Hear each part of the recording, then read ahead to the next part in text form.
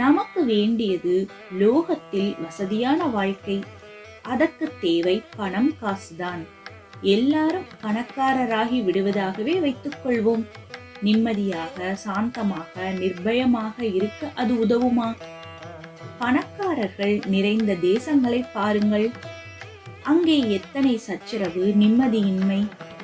எல்லோருக்கும் நிறைய பணம் வந்துவிட்டாலும் ஒவ்வொருவனுக்கும் மற்றவனை விட அதிகம் இருக்க வேண்டும் என்ற ஆசையும், அதனால் போட்டியும் சச்சரவும் இருந்து கொண்டேதான் இருக்கும். நமக்கு வேண்டிய சௌகரியம் இருந்தால் மட்டும் போதாது, இன்னொருத்தனை விட அதிகமாக இருக்க வேண்டும் என்ற போட்டி மனப்பான்மையே மனித சுபாவம். இம்மாதிரி போட்டி இருக்கிற வரையில் மன நிறைவு யாருக்கும் உண்டாகாது. பொருளாதார வசதி மட்டும் உண்டாவதால் இந்த போட்டி குறையாது. போட்டி போக வேண்டுமானால் போட்டி போட இன்னொரு வஸ்துவே இல்லை என்ற ஞானம் வர வேண்டும். அப்போதுதான் சாந்தியோடு நிறைந்து வாழலாம்.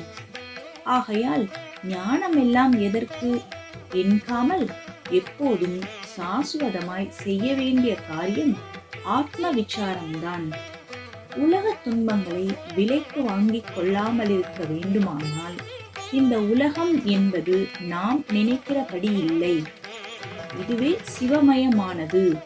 அது வேறு இது வேறு அல்ல.